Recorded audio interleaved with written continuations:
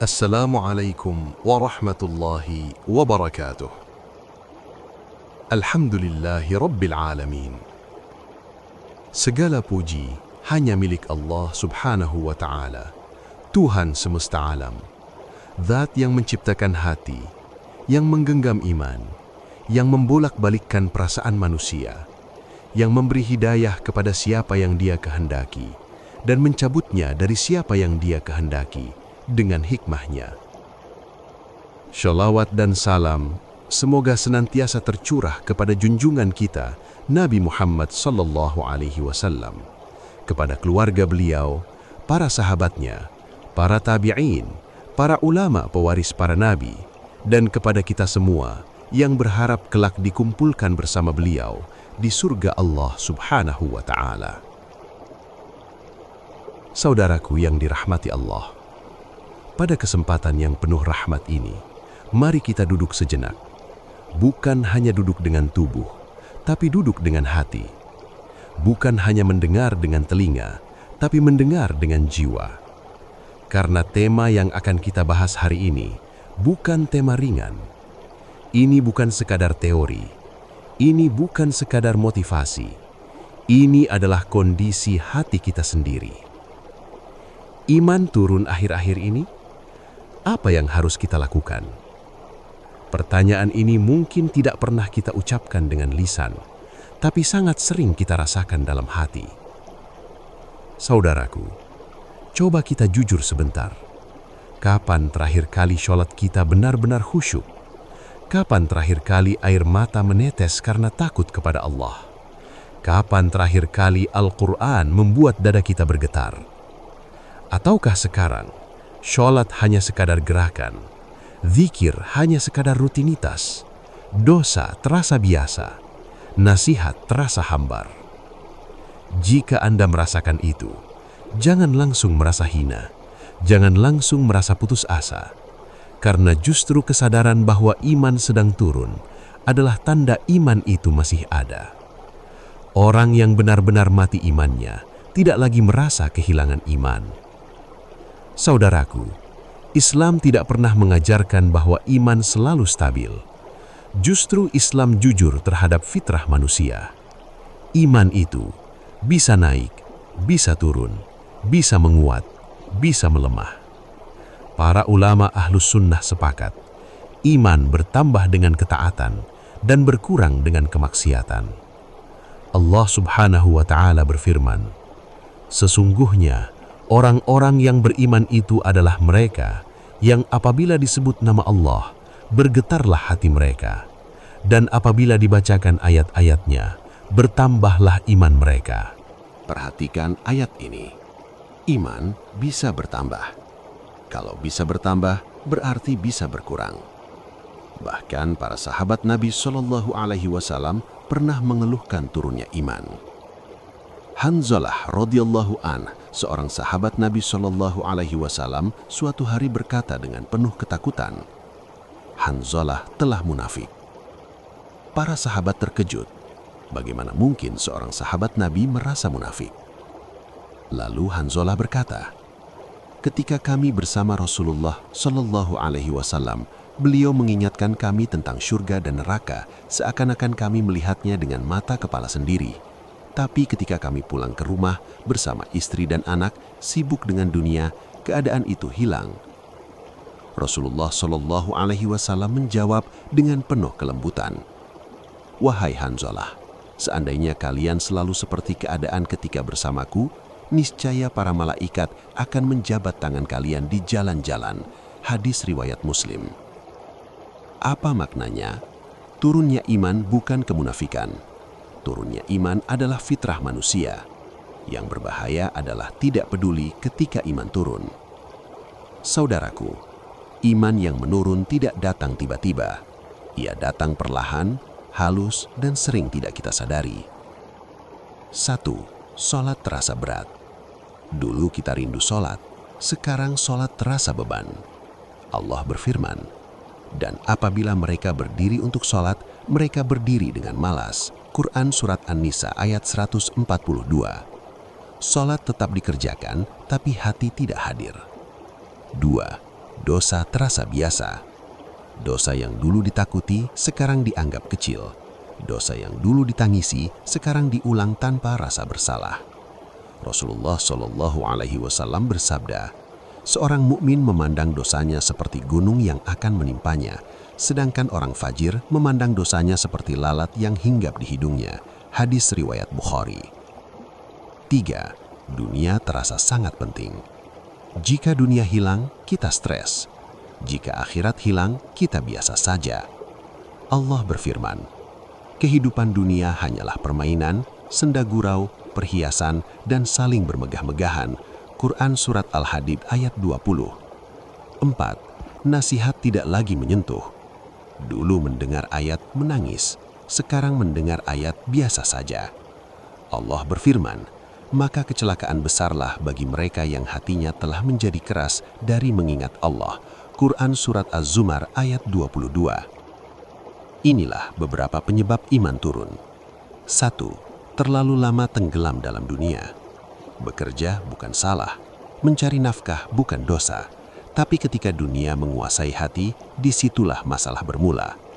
Allah berfirman, bermegah-megahan telah melalaikan kamu sampai kamu masuk ke dalam kubur. Quran Surat At-Takatsur ayat 1-2. 2. Lingkungan yang merusak iman. Rasulullah Shallallahu Alaihi Wasallam bersabda, seseorang itu tergantung agama temannya. Hadis riwayat Abu Daud. Hati itu mudah meniru. Jika sering bersama orang lalai, kita ikut lalai. 3. Dosa kecil yang diremehkan. Dosa kecil tambah terus-menerus sama dengan hati mati perlahan. Rasulullah Shallallahu Alaihi Wasallam bersabda, jika seorang hamba melakukan dosa, maka akan muncul titik hitam di hatinya. Hadis riwayat Tirmidzi. 4. Jarang mengingat mati. Orang yang lupa mati akan terlalu cinta dunia. Rasulullah Shallallahu Alaihi Wasallam bersabda, perbanyaklah mengingat pemutus segala kenikmatan, kematian. Hadis riwayat Tirmidzi. Saudaraku yang dirahmati Allah, pertanyaan terpenting bukan lagi kenapa iman turun. Karena itu sudah kita bahas. Pertanyaan terpenting adalah, apa yang harus aku lakukan sekarang? Karena iman tidak akan naik dengan penyesalan saja. Iman akan naik dengan langkah nyata. 1. Jujur mengakui kondisi hati. Muhasabah yang tulus. Langkah pertama untuk mengobati iman yang turun adalah kejujuran. Jujur kepada Allah. Jujur kepada diri sendiri. Berhentilah berpura-pura kuat. Berhentilah berpura-pura baik-baik saja. Allah tidak meminta kita sempurna. Allah hanya meminta kita jujur dan kembali. Allah berfirman, dan orang-orang yang apabila mereka melakukan perbuatan keji atau menzalimi diri sendiri, mereka mengingat Allah lalu memohon ampun. Surat Al-Imran ayat 135. Saudaraku, mengakui kelemahan iman bukan aib. Yang aib adalah merasa baik-baik saja, padahal hati sedang rusak. 2. Kembali ke Al-Quran bukan sekedar membacanya. Al-Quran bukan sekedar untuk dilafalkan. Al-Quran adalah obat hati. Allah Subhanahu wa Ta'ala berfirman, wahai manusia, sungguh telah datang kepadamu pelajaran dari Tuhanmu, penyembuh bagi penyakit yang ada di dalam dada. Surat Yunus ayat 57. Perhatikan, Allah menyebut Al-Quran sebagai penyembuh penyakit hati. Jika iman turun, jangan tunggu mood, jangan tunggu semangat. Buka Al-Quran sekarang, walaupun hanya 1 ayat, walaupun hanya 5 menit. Karena Al-Quran menghidupkan hati yang mati. Allah berfirman, dan demikianlah kami wahyukan kepadamu ruh, Al-Quran. Surat Asy-Syura ayat 52. Al-Quran disebut ruh. Tanpa ruh, jasad mati. Tanpa Al-Quran, hati mati. 3. Perbaiki sholat bukan hanya menjaganya. Saudaraku, banyak orang berkata, yang penting sholat. Tapi Allah tidak berkata begitu. Allah berfirman, sesungguhnya sholat itu mencegah dari perbuatan keji dan munkar. Surat Al-Ankabut ayat 45. Jika sholat tidak mencegah maksiat, maka ada yang salah dengan sholat kita. Sholat bukan hanya berdiri, ruku, sujud. Sholat adalah perjumpaan dengan Allah. Coba tanyakan pada diri kita, Apakah kita memahami bacaan sholat? Apakah hati kita hadir? Apakah tubuh sholat hati kemana-mana? Iman akan naik seiring kualitas sholat, bukan sekedar jumlahnya. 4. Perbanyak istighfar dan taubat yang nyata. Hati yang kotor tidak bisa menerima cahaya iman. Dan pembersih hati terbaik adalah istighfar. Allah berfirman, "Mohonlah ampun kepada Tuhanmu, sungguh Dia Maha Pengampun." Quran Surat Nuh ayat 10. Rasulullah Shallallahu Alaihi Wasallam bersabda, "Sesungguhnya hatiku terkadang tertutup dan aku beristighfar kepada Allah lebih dari 70 kali sehari." Hadis riwayat Muslim.